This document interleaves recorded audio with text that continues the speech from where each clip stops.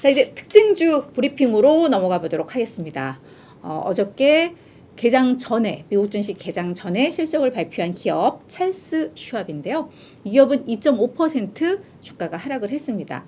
찰스 슈왑은 그냥 미국의 금융기관으로 상업은행도 하고 있고 증권회사도 운영을 하고 있는 그런 회사인데 우리나라의 국민은행 같다고 얘기를 해야 되나요? 은행도 하면서 KB증권도 하고, 그죠? 비유가 맞을지 잘 모르겠는 하여튼 은행도 하고 증권회사도 운영하는 그런 금융기관인데요. 4분기 실적을 발표를 했습니다. 매출액 55억 달러로 전년 대비 17% 증가를 했고요. 예상치에는 조금 미달했죠. 조금 미흡했죠. 조정 EPS도 1.07달러로 전년 대비해서 24.4% 증가를 했습니다. 하지만 이마저도 시장의 예상은 소폭 밑돈 상황인데 아무래도 증권회사는 주식 거래 줄고 이러면서 어려움이 있었겠죠. 그랬는데 그 많은 투자자들이 고객들이 오히려 이제 예금 계좌를 만들고 채권을 만들고 하면서 오히려 계좌 수도 늘어나고 그랬다고 해요. 그래서 그런 점에 있어서 이 실적 자체에 대해서는 그래도 긍정적인 평가를 좀 받았었는데 어제 아무래도 시장 상황이 또 이렇다 보니까 그냥 예상치 밑돌았다. 여기에 포인트가 맞춰지면서 좀 주가가 하락한 이런 사례입니다. 이제 두 번째 모더나인데요. 모더나는 3.3% 주가 올랐습니다. 자, 모더나 요즘 제약회사들에서 신약에 대한 이야기 정말 많이 나오고 있는데 모더나도 이제 같은 맥락입니다. 호흡기 세포 융합 바이러스 RSV 이 백신 지금 임상 3상을 진행을 했는데 이 결과를 발표를 했거든요.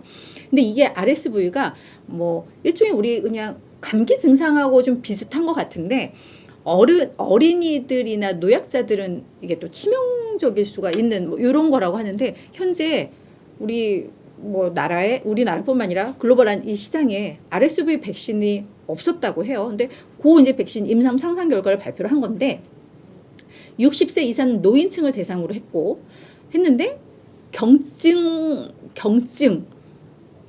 질병 예방에는 효과가 약 83.7%, 중증 예방에는 82.4%로 좀 나왔다고 합니다. 그러니까 이 정도면 괜찮다라는 합격점을 받은 거고요.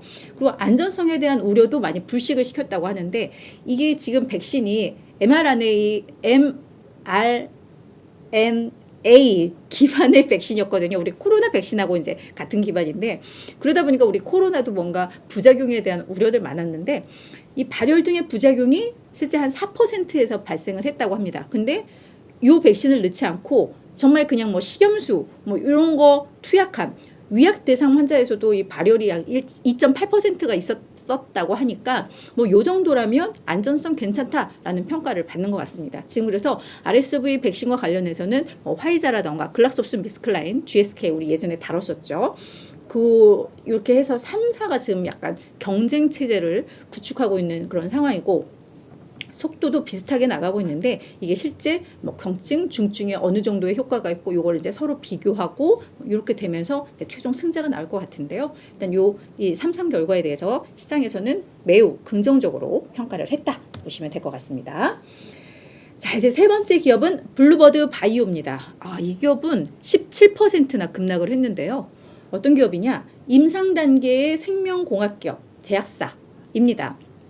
임상 단계라고 한다면 제약업계 스타트업 이렇게 생각을 하시면 될 것 같은데 주로 유전자 치료제를 개발하는 이런 바이오 회사입니다.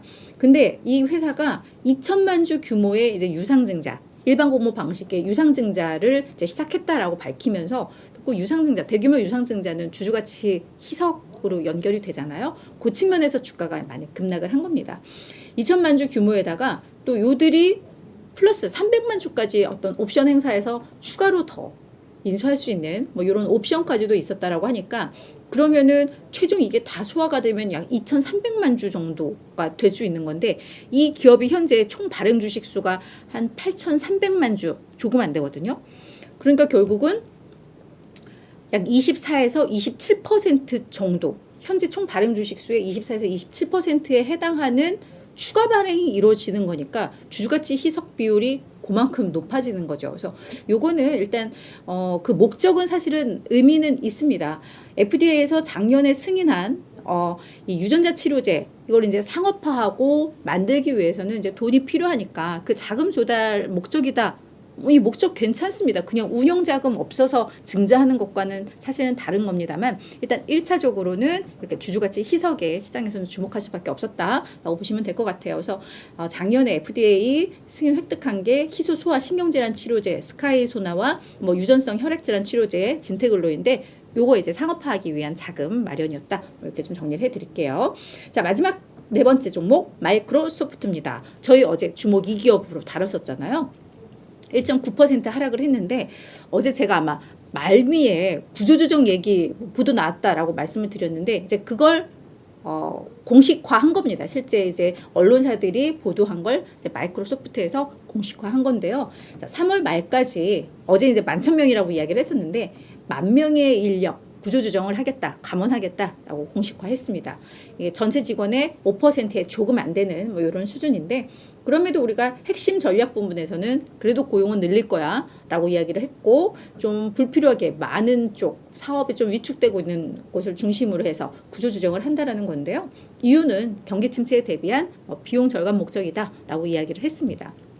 근데 이 최근에 구조조정을 하면 뭐 비용 절감 측면에서 시장에서는 그래도 호재로 받아들이는 경우가 좀 있었는데 주가가 빠진 이유는 일단 구조조정을 3월 말까지 하는 거죠. 그러니까 1, 2, 3월에 하니까 다음 분기 실적에 이 구조조정 비용이 포함이 될 거예요. 그죠? 거기에다가 뭐 사무실도 이제 통합하는 그 통합 비용 필요하고 하드웨어 포트폴리오를 변경한다라고 해서 요 분기에 1, 2, 3월 요 분기에 약 12억 달러의 비용이 추가로 더 들어갈 것 같아라고 이야기를 했는데 이렇게 되면 EPS당 주당 순이익당 약 0.12달러가 마이너스가 되는 뭐 이런 영향이 좀 있는 것 같아요. 그래서 향후 실적에 대한 뭐 우려감 뭐 이런 게 좀 반영이 됐다라고 이해를 하시면 될 것 같습니다.